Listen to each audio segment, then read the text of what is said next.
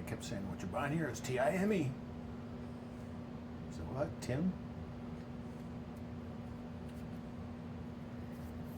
Get my boogers out before, booger check. Okay. Live, there we go. Welcome to our live event. My name's Dave Solberg, the managing editor of the RV Repair Club. Welcome to our December Live, where it is about 5 degrees outside here in our lovely northern Iowa area. I did have the chance to go down to Arizona this last week. We took a little mini vacation, took my wife down to some warm weather, and on the way back I sat next to, yes I did fly, we didn't have much time, sat back next to Jan and Lynn, who own a 2017 Forest River 32-foot Class C. And Jan, if you're watching, welcome to our live event. It was great to meet you and your wife. Hope your slide room issues are going to be taken care of, and you have a Merry Christmas with your family.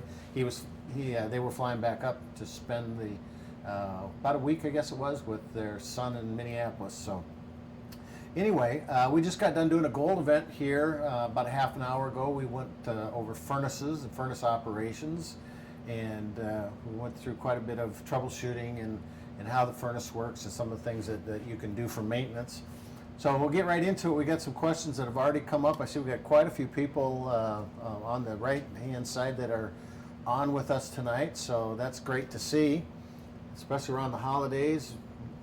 Usually think that people have packed their RVs away and are doing other things. So first of all, we have Robert. It says, hi Dave. Hi Robert.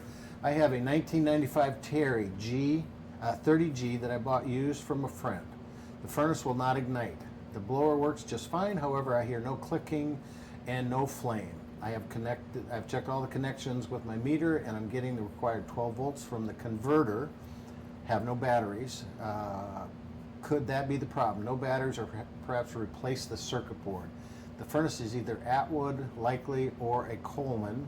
It could also be a Suburban or a Hydroflame. And we just did a 30-minute gold piece on this. I got a couple of furnaces back here that we can pull some stuff out, but you know, the way the furnace works is when you have your thermostat set to a certain temperature and it gets down below that temperature, it's usually about 4 degrees plus or minus. The thermostat then closes, what it's called. It's like taking two wires and making a connection. They call that closed versus open.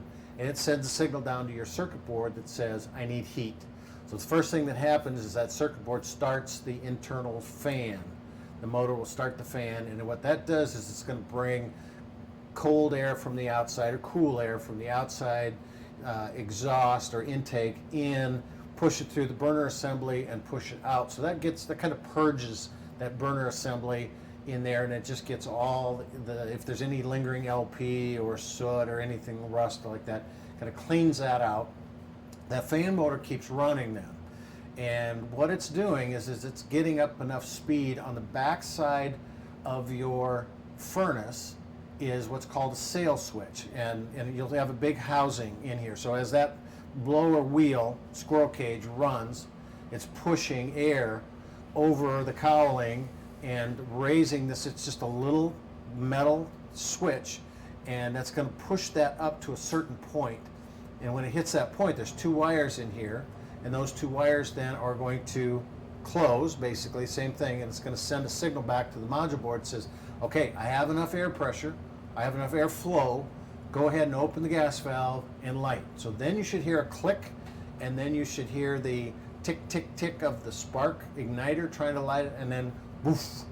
So you're not getting any of that stuff, but you are saying that the blower works just fine. Okay, so the first thing you have to check is for 12 volt at the actual module board. You may have the converter on, but are you really getting 12 volts down there?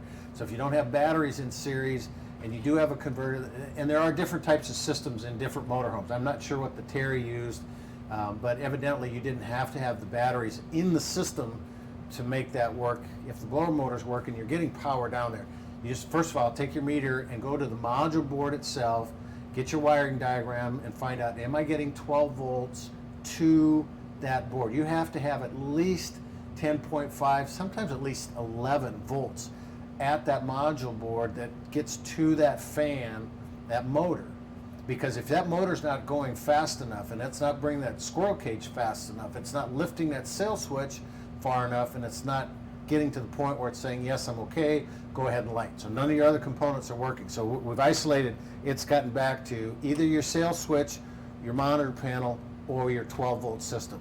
So the next thing I would do is I would check, I guess one other thing you need to test is check all your vents inside your RV. Because if you have any of the vents closed, you have rugs over the vents, you have those elephant trunks that get kinked, and they restrict that airflow, that will do the same thing. So I may have enough voltage, my fan's really trying to go, and it's going, and all of a sudden I've got 2 or 3 of these vents closed or plugged or blocked with a rug, then that airflow is not getting out there, then it's backing up inside, that sales switch is going,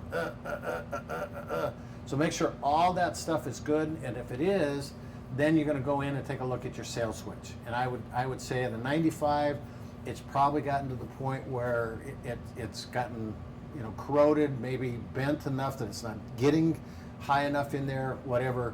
You're going to have to take that assembly apart, pretty much take the furnace out and take a look at that component, that sales switch. So that would be my, I would get there before I go into the module board. Robert says, by the way, yes, I have plenty of propane. Well, we know it's not propane because it's not even clicking and trying to get to the propane stuff. So we're back at the sales switch and previous. So I have another one that says, Pat asks, my Winnebago Voyage is a 2005. I have kept my black water tank very clean because I can snake a flush tube attached to a hose into it. However, the gray water tank and outlet is coated with a thick gray slime. I've often used delaminate, but the sludge persists. Any ideas? Yes, I would first of all go with Thetford has a product called Tank Blaster, and I would say that would be the first thing I would do is just take a packet of that, put it in per the instructions, put a certain amount of water into that tank, and then just let it sit for a period of time, 24 hours or so forth. Installing important updates. We do not postpone. Wants me to restart my computer with all the updates. But anyway, that will at least start to get it to get some of that sludge and stuff off the outside of it. Another thing, they make a lot of gray water tank conditioners, gray water cleaners. But again, I think that Tank Blaster is the first thing I would start with. Get it in there, and it just does a phenomenal job of breaking that stuff down and getting that. Because even snaking something up, you don't get all the way around everything. You're gonna get wherever that snake wants to go, and it's the path of least resistance with that spray that's going through there. And so I would definitely use the Tank Blaster. So we got Gerald Frank. Hello, David. Hello, Gerald. We owned and sold 2 motorhomes back in the 1980s. We're thinking about buying another in the coming year. I've been watching YouTube videos and reading lots of websites. I would like to hear your opinion of the Asdel composite wall panels. Our second motorhome suffered from delamination. I would like to avoid that if possible. There's a lot of new components out. What happens with delamination, what he's talking about, is the old method of manufacturing a sidewall, and it's still used today, is where you would lay first the fiberglass outer skin down. It's got fibers and gel coat and the coloring into it, and then you would put what's called a Luan backer, and Luan's basically just a thin 1/8" panel. It's just used to give it some stiffening agent. Then they would put block foam insulation, the framework in that, and then inside paneling with the decorative wall trim. All that gets adhesive, and then it goes into either a pinch roller system or, in the case of a lot of them, a Vacubond, and it pressurizes that and just holds it till it cures. What causes delamination is when you get moisture penetration from windows, from roof to sidewall joints, from front caps. Anytime you get water inside, it's got to make its way somewhere down the sidewall. A lot of times you'll see it underneath windows that don't get sealed properly. That water goes in and pretty much deteriorates the adhesive, and those panels separate and they bulge out and they flap around, and they call it delamination. Now the Asdel, from what and I'm not that familiar with it, I've seen a ton of different products come in and out of the market. At one point we had Mindy board, which was a fiberglass, and it had a particle board backer to it, so it eliminated that luan step in there.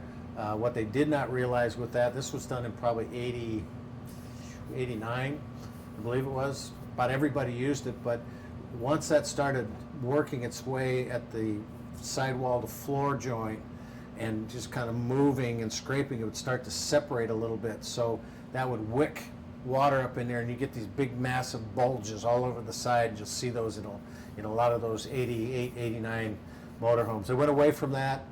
Fleetwood went with a composite material, and I don't know who made it, but it was fiberglass with a hard plastic, almost like a Formica backer to it. The whole thing is you got to try and stiffen up that fiberglass in there. Well, you get really cold temperatures, and you take it down the road, and all of a sudden, and these cracks all over the place.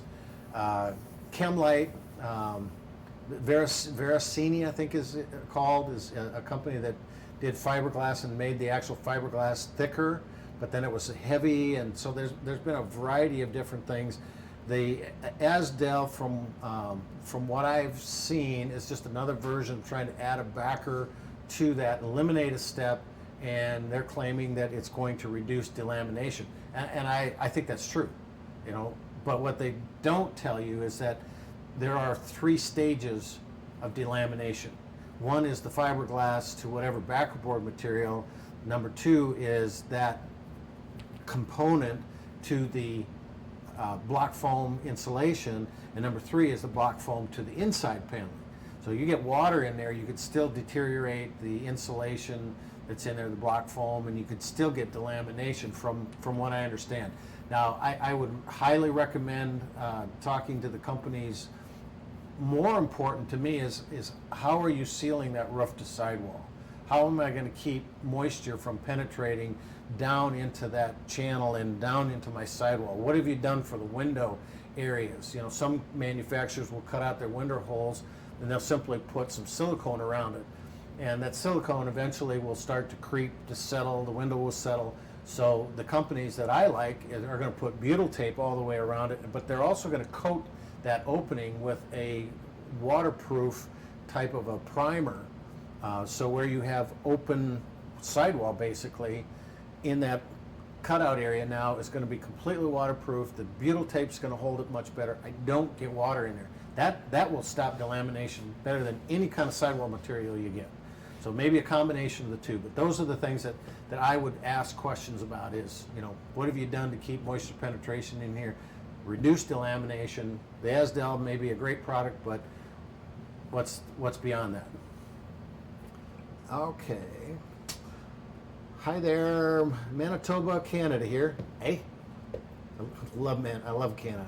I have a 2005 Shamrock height. I've got a friend from Canada, and he says every time I say hey, he goes, oh, what are you gonna say? Oh, you betcha then, because that's what we say in the northern Iowa stuff. So back at me.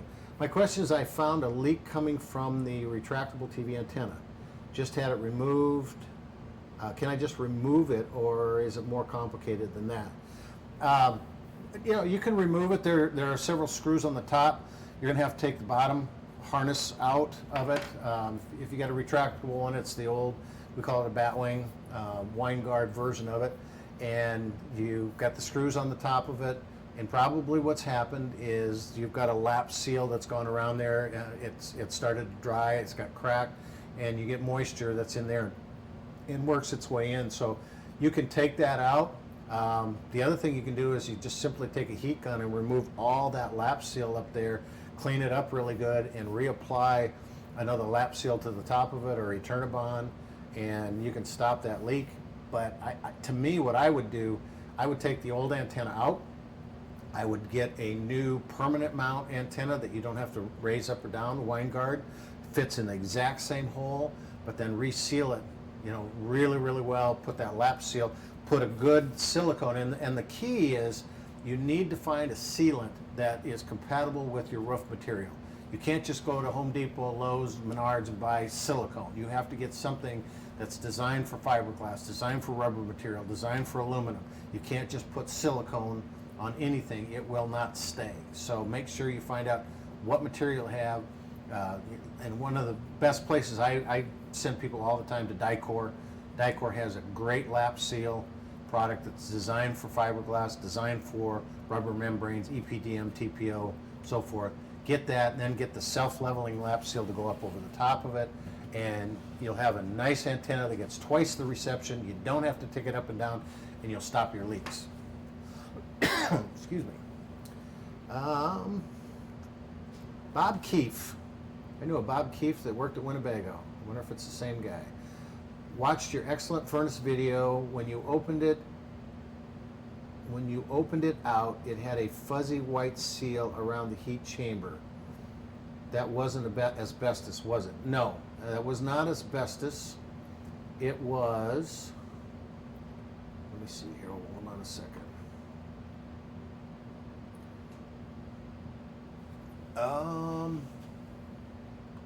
Get down, just see, because I have that furnace here. When you opened up,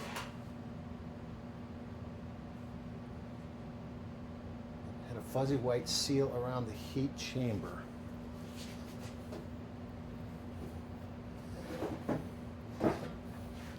I believe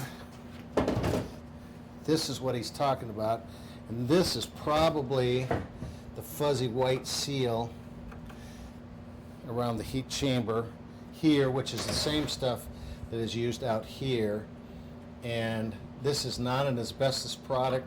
This is a I can't remember what they call it, but it is a hypoallergenic heat gasket. So it's not asbestos. Nobody uses asbestos anymore. But this is a Suburban furnace, and I'll have to do a little bit of research on the exact product of it. But it's just kind of a hair cell gasket type material. It's the same stuff that's back in here when we pulled that off beforehand.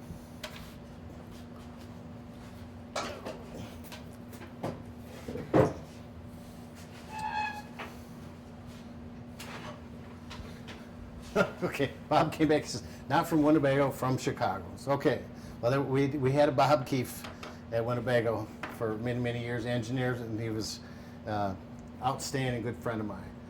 So we have, what is the easiest way to remove and clean the lap seal on the roof to allow reapplying new sealant? So the best way to do that, from what I found, is just use a heat gun. A hairdryer doesn't quite get hot enough, and so you got to use a heat gun on a low setting. Be careful that you don't start to burn or scorch some of the materials in there. And then just use a plastic putty knife. You can get those, very cheap, inexpensive little blade putty knives. That way you're not going to tear into the roof materials. Especially if you have a rubber membrane, you're going to, you don't want to get too hot. You want to just get it warm enough that it becomes pliable, and you can peel that stuff off and just get it to the point where you expose some really good, nice under sealant. It doesn't matter if you have a little bit still up in there. You don't have to get it all the way completely off and completely clean, but you just want to make sure you get down to the point where there's no cracks, no gaps, no areas where moisture can get in. And then you want to use the same type of sealant. I do see a lot of people use Eternabond. Eternabond is just kind of a putty tape that you just roll out and apply to it. And I would still put a lap seal up over the top of that, and make sure, once again, you get the sealant that is compatible with your roof material. So a heat gun, if you don't feel comfortable with a heat gun, then it's just a lot of work with one of those plastic spatula spade pieces. But you can do a heat gun pretty easy if you just be careful on the lower setting. And the biggest thing is take a small amount at a time. Don't try to get great big strips. Don't try to heat all that stuff up. You're just asking for frustration when you do it that way. Small steps. It's like they say, how do you eat an elephant? One bite at a time. Make it really small steps. I guess 9172. Thank you. Also difficult. What would it be to reseal the entire roof? Oh, okay, 9172 from Manitoba. Reseal the entire roof. Are there DIY friendly products procedure out there for the professional? There are a bunch of products out there. There's some actual dealers and companies that will come in and do a complete reseal of your roof for you. It costs a ton of money, But one of the products that I've seen, and hopefully this summer we're going to do a video on it, is Dicor makes a product that is a roof reconditioning product, and it's pretty much a roll-on acrylic type of a primer, and I've seen it used on a lot of pop-ups. You know, they have that either a fiberglass cap on the pop-up that comes up that gets just horribly sun-baked, UV, faded, cracked. You know, they've come in and redone that. I've seen where they've used it on rubber membranes that are starting to get really pitted and filthy, and you clean it up really well and just roll it on. So I would recommend go to Dicor's site, DICOR. I think their website is dicorcorp.com, but if you just do a Dicor roof seal Google search, it'll take you into that, and you know, they've got one of their technician has a whole page on that product, and from the people I've talked to that have done it, the units I've seen that have it, they look wonderful. They've resealed it and have stopped leaks, and it looks like a pretty easy product to put on. Again, well, I'm hoping that we get to the point this summer that we can do it. It's just we've had so many kind of overwhelmed with suggestions for product videos that we'll keep churning them out. We'll get there. What is difficult am I?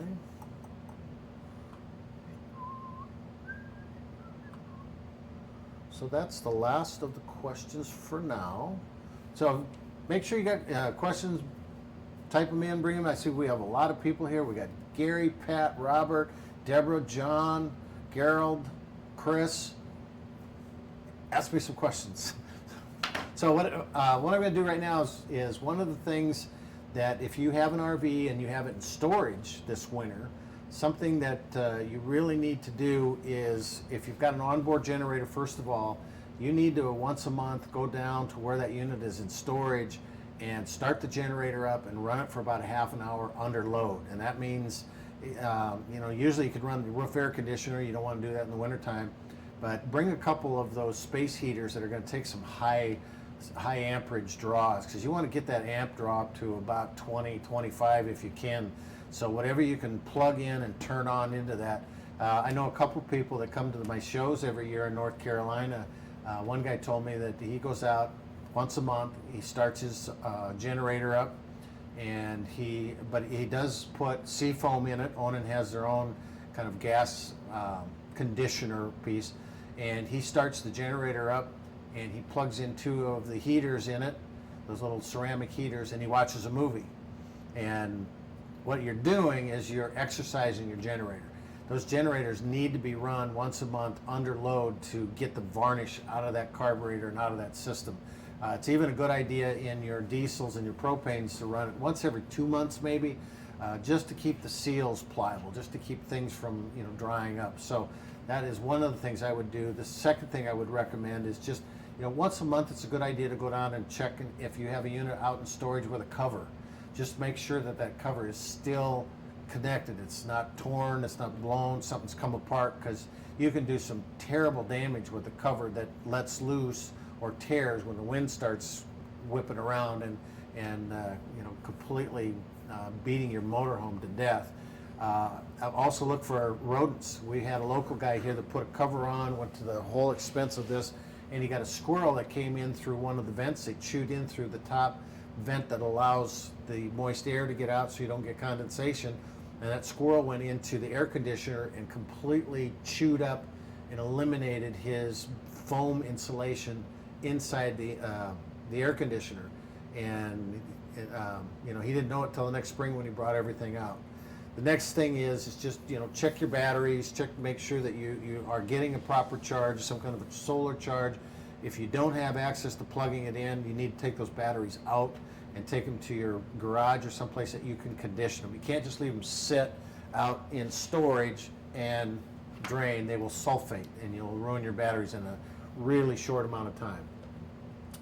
Other than the Dicor product, what would be a good Recoat product for a fiberglass roof? As far as Recoat, what I would recommend with that is to get in touch with Chemlite. Chemlite, there really isn't a a good Recoat product that's a DIY that I have seen, other than what some of these companies are offering for them to do it. But I do know that Chemlite, has some suggestions as far as cleaning it with like a barkeeper's friend, or a polishing compound, and then doing a carnauba wax. And carnauba is one of the best things for fiberglass because it has UV protection. It's going to give you a kind of a hard shell protection on the outside, almost like a clear coat. Because the way fiberglass is manufactured, you've got your base product that is fiberglass, is the resin with fibers in that. And it used to be that we stopped there. And you could look at the sidewall of a motorhome and you'd see all the fibers, and it had kind of a matte finish on it. And they did that because you wouldn't see the waves in the sidewall. You look down the side of a motorhome or a travel trailer and you see exactly where the refrigerator is mounted and where the wall comes for the bathroom and shower, and because there's just this, it's very, very forgiving in a matte finish and the fibers sitting out. Now everybody's wanted to go to the gloss, they call it gel coat. Mine's got gel coat on it. Well, they all have gel coat. Gel coat is the clear finish that goes on over that stuff. Now every one of them had a gel coat finish to start with, but it's just, the more clear coat that's put on it, the more gel coat, the more shine you get out. And that's what everybody wants, is the automotive shine, because then it looks like it's a Prevost. And so, that carnauba wax will give you a good clear protection for that roof material on the top. So I would check with Chemlite and look at that Meguiar's, the carnauba wax.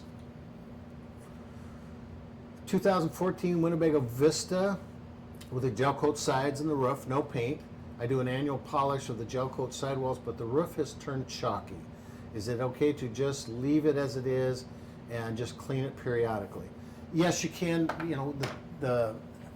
I think probably what's happened with your roof is that you've cleaned it and you wax the sides of the unit and polish it a little bit, but everybody forgets about the roof material, so it will get oxidation. It will get a little cloudy, a little chalky looking.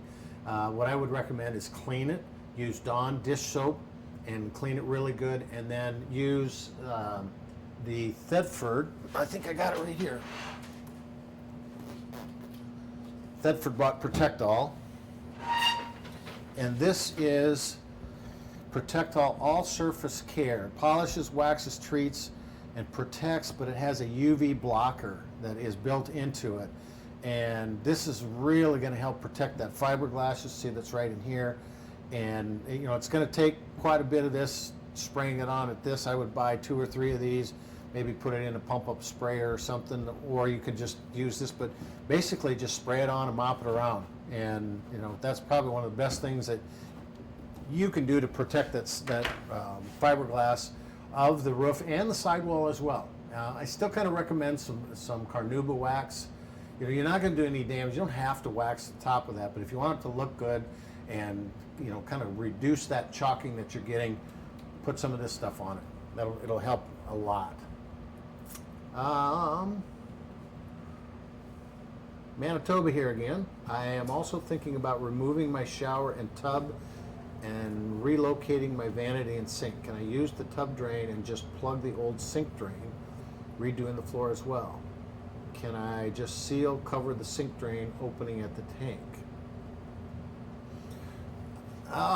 Let me read that again. I'm thinking about removing my shower and tub and relocating vanity and sink. So, yeah, what you can do, so your shower and your tub are going to go into the gray water tank, and so you're going to have typically a pretty good sized drain that's going into that. So you should be able to go in and put a plug into that drain.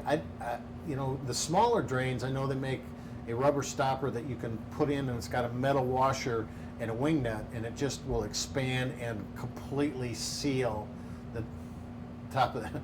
My camera lady waved at me, I thought so. She's about that. Angie, hi Angie. And you can seal that, and you don't get the some of the smell from coming up on the inside of it. And gray tank's not quite as critical as a black tank. You're not going to get as much smell, but you still will. So you still want to plug that. I would say that you need to find a way to Yeah, and you can do a plastic weld. So if you're going to take the shower completely out and you got that drain sitting there, you might want to get something that you can put over and actually do a a heat weld and seal that completely so you don't have any chance of odors coming up through the inside. Then if you want to relocate your sink and your vanity, you got to figure out a way to get your sink drain into that black water tank again. And so that will be more of the challenge, I think, in my opinion, of how to get that sink drain into a new spot. Now, you can, if you're going to cut a hole in the floor and you have access to that gray water tank, you could spin weld right in there.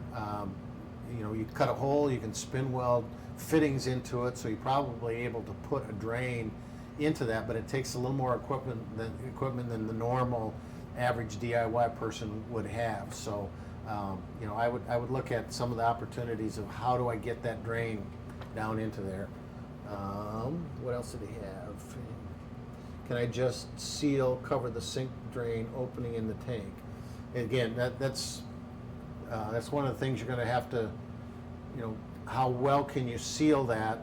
I would really recommend, if you can find a way to plastic seal that opening, that's going to be your best bet. So David Stecker from New Mexico. Hi, David. Had to step away. Please explain about batteries in a stored unit. Okay. Well, the batteries, if you've got lead acid batteries or actually any kind of batteries in there, the first thing is you don't want to allow them to freeze, and you don't want to allow them just to sit there and drain down, because if they drain down, they're going to sulfate, and they are going to, that sulfur is going to collect on the plates, and if you don't have a way to break that up and to condition those batteries, you're not going to be able to hold a charge, and they're going to get weaker and weaker, and you're going to change batteries in 2 to 3 years where you should be doing it in 5 to 7 years. So batteries need to be conditioned. If you have lead acid batteries, they need a multi-stage charge every month. That means like a 16 volt, a 14.6 to 16 volt charge that breaks up that sulfur that's collected on the plates. Then it goes into an equalizing and a float charge, so it pretty much just mixes all that stuff up again, and now you got good plates sitting there that can store this energy. If you let them sit in a stored location and that's not plugged in and you don't have a multi-stage charger, then you're going to have sulfation. If you have nothing plugged in, and I mean, even if you have it plugged in, you have just a conventional charger, that's not good enough. It needs to be multi-stage. It needs to be a solar panel with a control module that does those 3 steps, an inverter that does those 3 steps, or a charger like a Charge Wizard from Parallax or Progressive Dynamics that does those charges. You have a simple battery charger like you see in a conventional motorhome or travel trailer. This is your distribution center, and you have a converter over here, and what it does is it senses that when you're at 10.5 volts, it kicks on, it throws a 13.6 volt charge to the batteries, brings them up 12.6, shuts off. That's called a cycle. That's why they're deep cycle batteries. But if you don't have that multi-stage charge, that first high intensity charge, that sulfur is going to stay on those plates with this, and it will ruin that battery in a short amount of time. So if you're storing your unit, to me the best thing is to get a solar panel that has a multi-stage charger if it's outside, and just let it do it free. If you can plug it in, you need a multi-stage charger. If you can't do either one of those, you got it inside and you don't have electricity, take those batteries out, take them back to your house, your garage, plug them into a multi-stage conditioning charger, keep them warm, they don't drain down. Battery minder is a great one. It will send high impact waves in and break up that sulfation. So you need to take care of those batteries, otherwise you're going to change them in 2 to 3 years. And we see that happen all the time. I do seminars all over the country, and when we get into the battery portion of any one of my seminars, I ask people here who owns an RV, who's changed batteries in 2 to 3 years. Everybody. So you need to take care of them during storage. I have what appears to be spider cracks, about 2 to 3 inches long, on the front cap of my trailer in one spot. Can water permeate them and cause damage? Yes, they can. Spider cracks are generally going to be caused by ultraviolet degradation, the sun beating down on that stuff, and it starts to dry and kind of separate a little bit. So spider cracks are not uncommon. but it is something you can condition. You want to clean them up very, very well. Maybe use a carnauba wax that will coat them extremely well. If they're really getting to the point where they're kind of high intensity cracks, then I would take it to a dealership, a body shop. You can go to just about any collision center or body shop these days. Anybody that can do a little bit of fiberglass repair, and they're just going to come in and sand it down really good and put another gel coat coating on the top of it and basically seal it. So you want to get to that before it gets any more damage, because those spider cracks, number one, they can have water penetration, but number two, they can go further and get worse. So you want to get those taken care of. Adele La Riviere, maybe? I'm from Iowa. If it's not Thompson or Johnson, it's hard for us to pronounce, but hopefully. BC, Canada, welcome. We need to replace our batteries. What is the best kind, and do we need to replace them all at the same time? And I would say, if you've got one battery that's bad, you want to replace all of them, because you put one battery in a 2-battery bank and that second battery is marginal, it's going to drain that first one down, and then you're going to have 2 weak batteries, even though you bought a brand new one. So the best battery kind of depends on the type of charging system you have, the type of camping you want to do, the amount of battery time. If you're doing a lot of dry camping, lead acid batteries are still very good batteries if they're conditioned right and they're taken care of. Most of the battery companies say that the AGMs, or absorbed glass mat batteries, are the lazy man's battery, because they don't sulfate as easily, but they're going to cost you about twice as much money. If you're not going to do a lot of dry camping and you're going to be plugged in most of the time, then I would say a set of lead acid batteries, you want to look at the amp hours, so group 24, group 27, group 31. How long do you need these to last when you're dry camping? And you may not be going boondocking for weeks at a time, but if I'm just going to stay in a parking lot or the beach or someplace I don't have access to plug-ins, then I'm going to need more battery capacity, more amp hours. So I'm going to go up from a 24 to a 27 or a 31.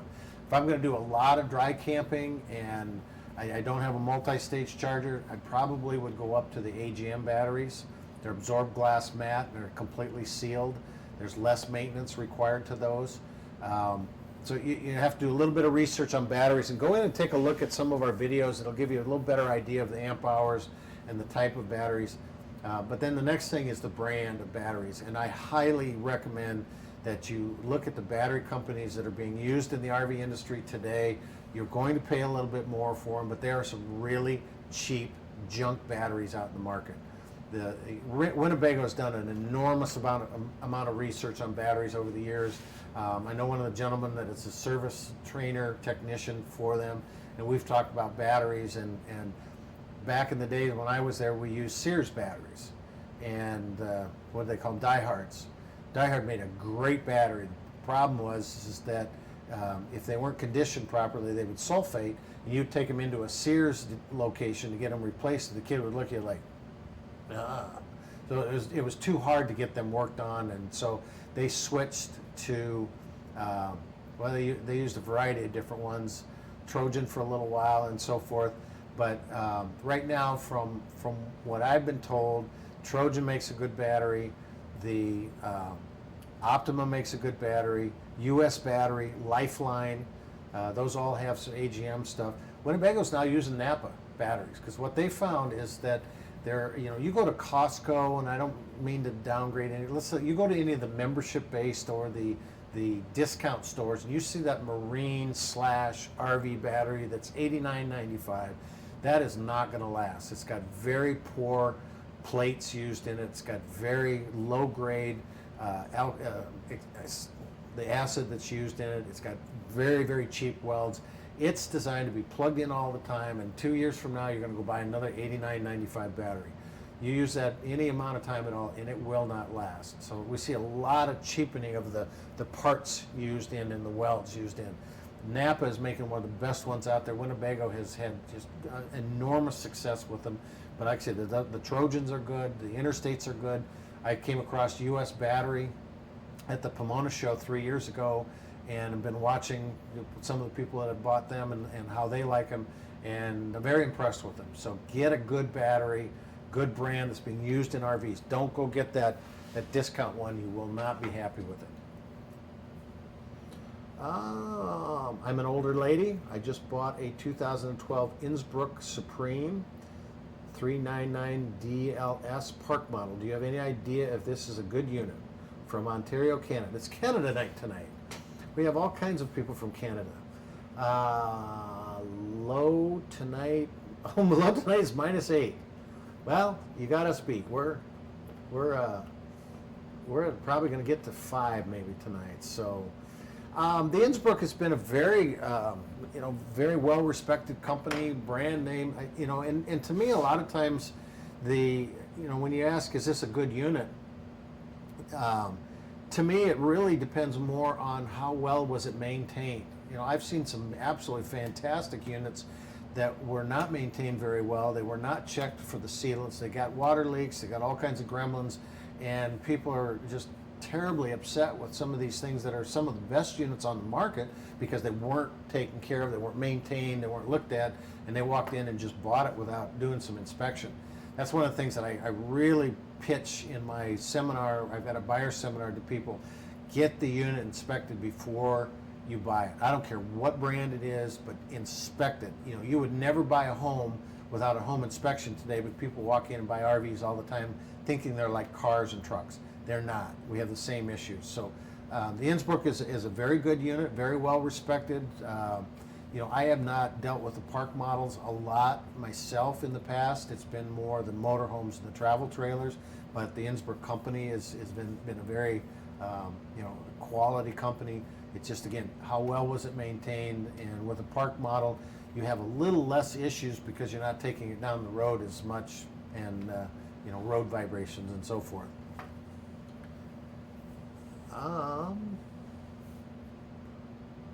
-8.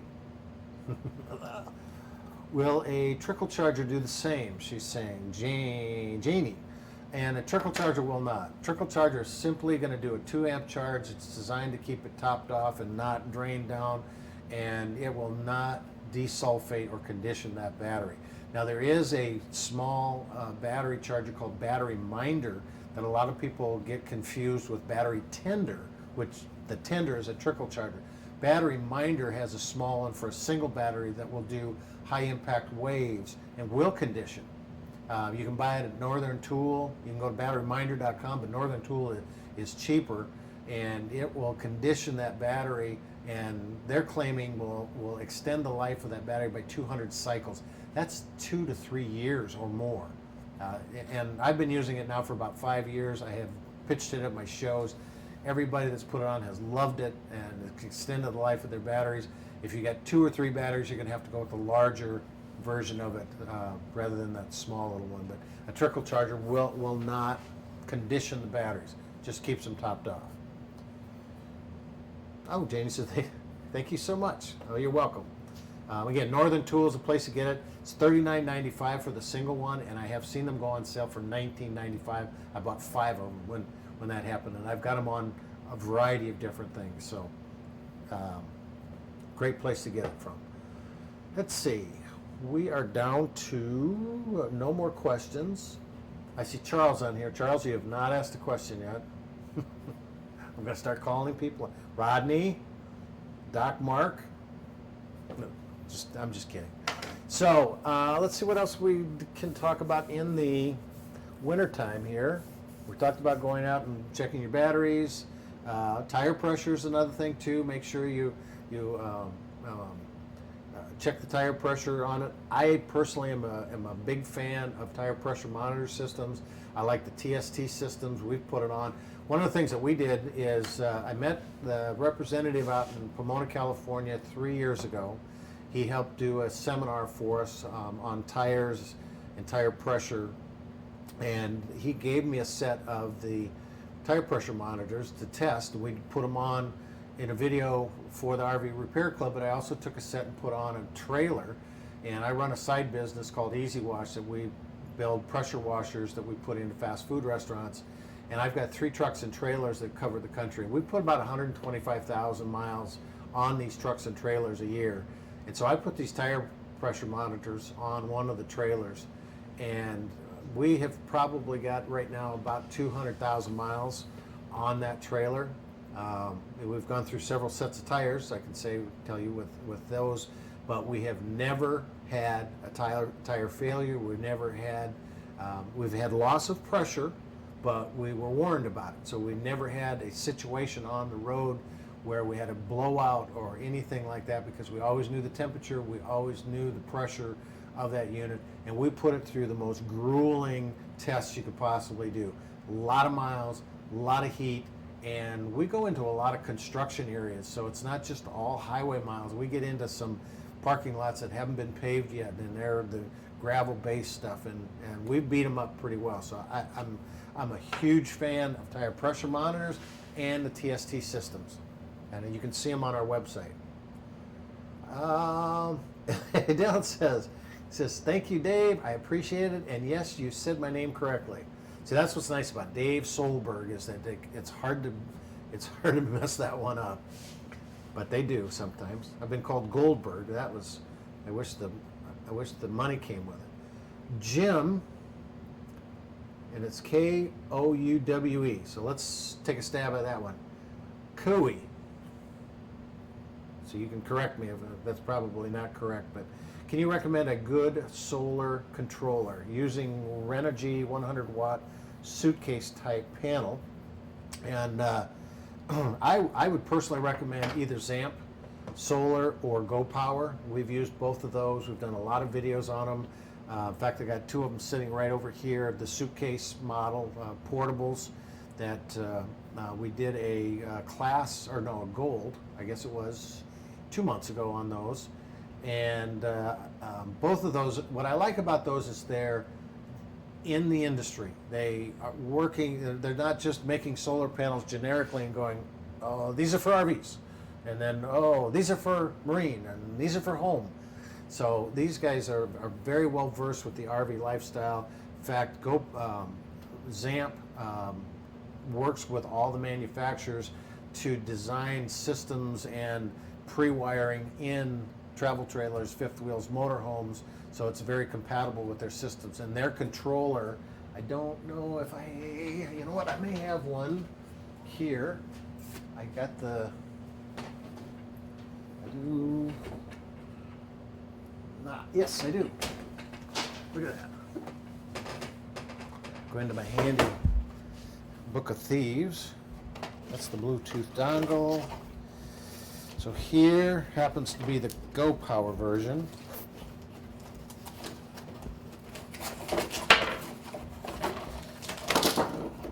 And it is just okay, so this one's a little bit different. This one is their Bluetooth battery monitor, so it's a little more expensive than your typical one, but it will allow you to actually check it from the app on your phone. But it does have the multi-stage charger on here, and it will show it to you. Let me look a little further and see if I got I do. Here's the basic one.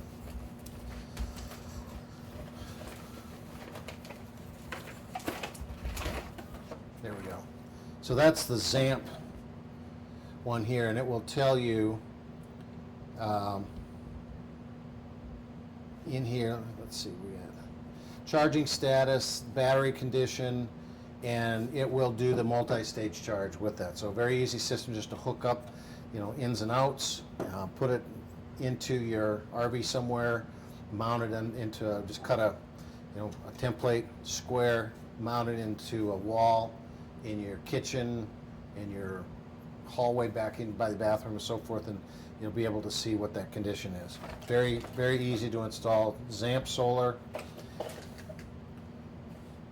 And you can get that just about any dealership or wherever any of the solar panel stuff is sold, or go to the Zamp website and they can get you to a distributor. I'm gonna go buy a lottery ticket, because normally I don't have this stuff on hand. It's like, wow, I got the furnace, I got this. So, all right.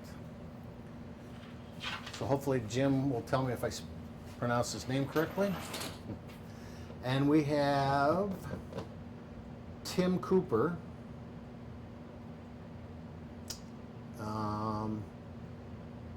It is getting to a high of the low 20s here. You lucky guy, you. And we have some ice and snow, and I would like to open my slide outs. Do I need to worry about the seals being frozen?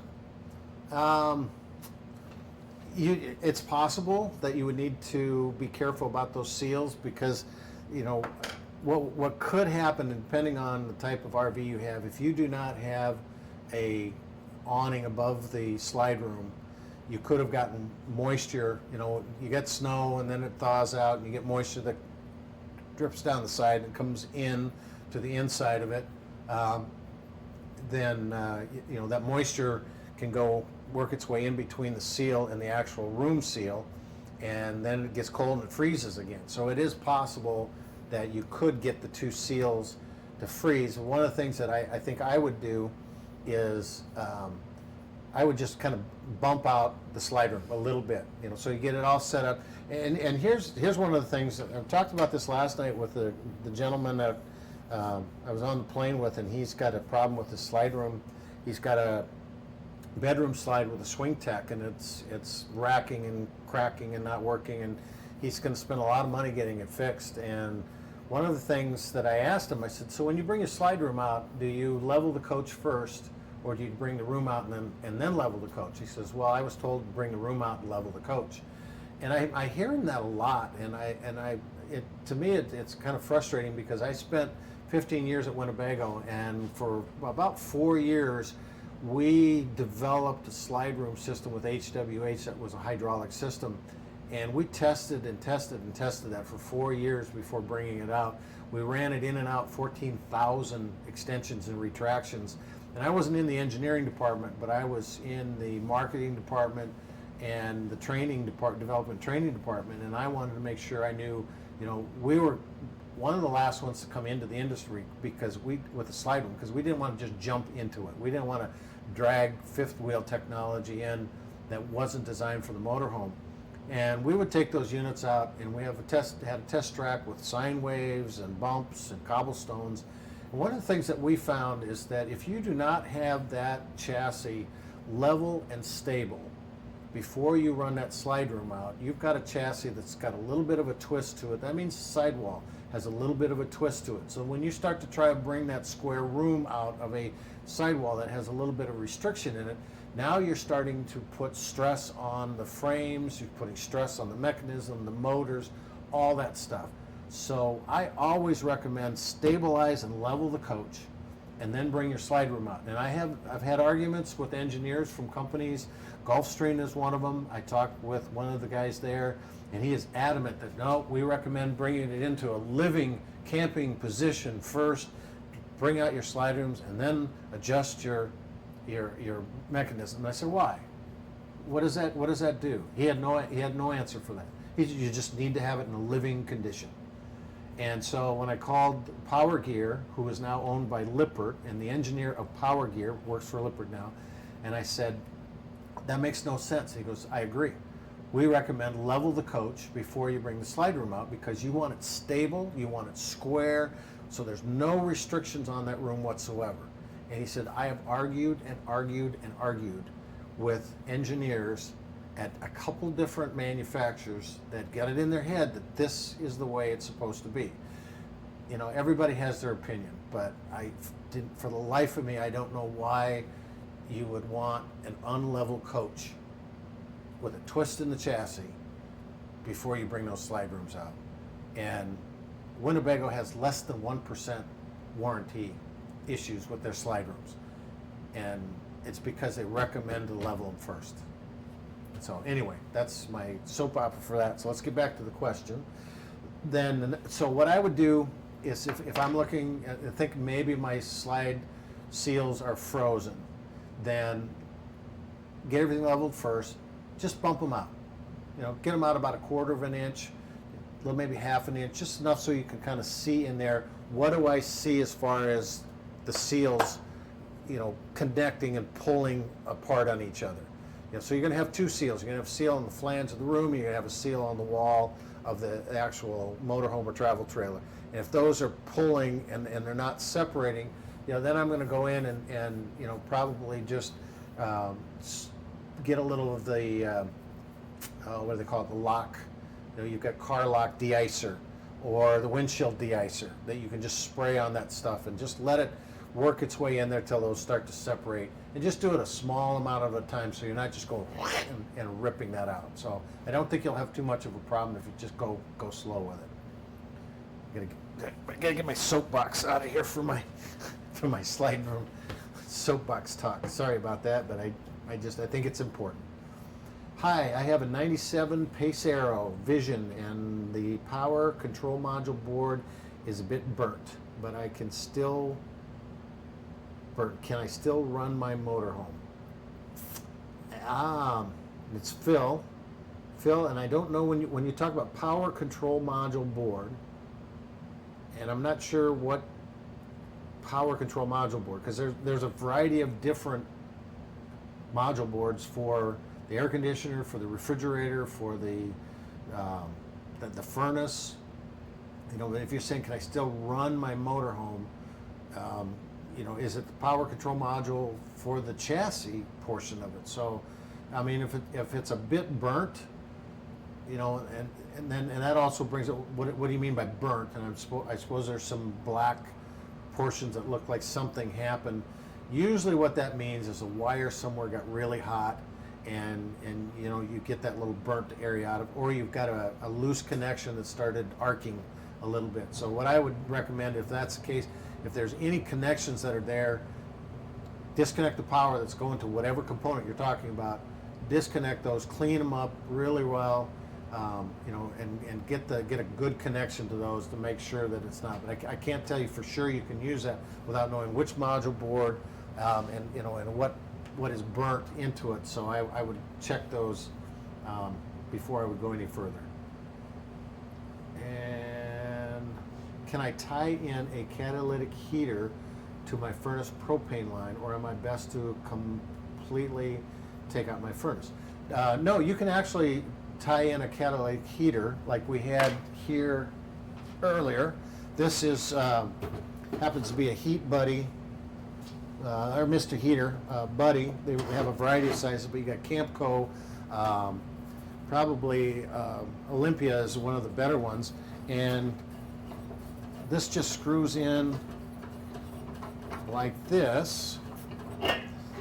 However, I do have, and I might have thrown it away, I do have an adapter that I can connect to this and connect to an actual gas line with a compression fitting that you would have in your RV. So what you would need to do is have somebody come in and basically tee into your LP line and add a port to that would allow you to mount it permanently in the bedroom or something like that. See that done a lot of times. In fact, this one even has on the back side mounting ports here to hang it on the wall. If you want to permanently mount it, put that adapter in it, and then you can use the LP. As long as your catalytic heater is the same type of fuel as your LP, and this one happens to be propane, and that's what you would have in your motorhome or travel trailer. So you can tie that into it. We are running here. One more question here. Jim says you were close. It's pronounced Kouwee. It's K-O-U-W-E-E. How often do you do these live Q&As? Once a month. And it kind of varies on our schedule, the holidays, and so forth. So we try to schedule them about at least 3 weeks in advance so that we can give enough notice for people to come out. But we do these once a month. We do the gold events, which is a half an hour demonstration 4 times a year. So if you're a gold member, you can get up to that. But we do these once a month. Pat says, I level first, but when I put the rooms out, the level changes and I end up leveling again. What do I do? So I'm kind of surprised if you level first and then the level changes. Something's got to be with your leveling mechanism. So I would check and see why the level changes when you bring your rooms out. You get quite a bit of weight coming in there, so I would do a little bit of checking on your leveling system.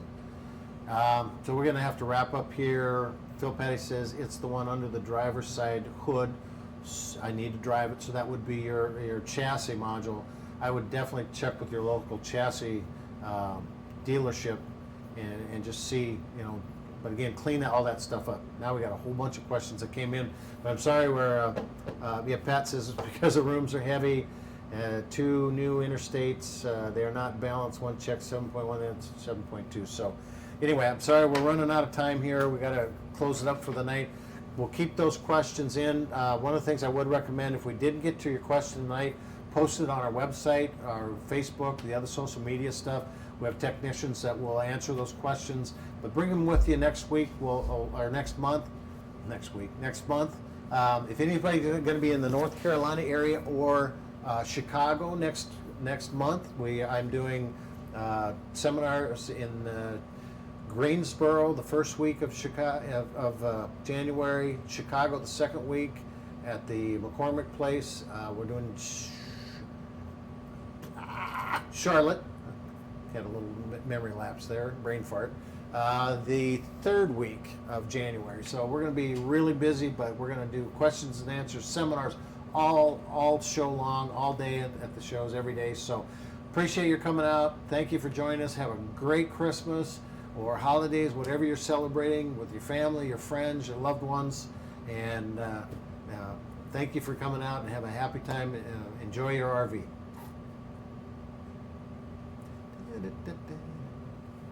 So any guests that I could like talk to and go, so when's your next movie? When is your next reseal of your RV? When's the next time you're buying new batteries? When are you taking your dog? More questions came in.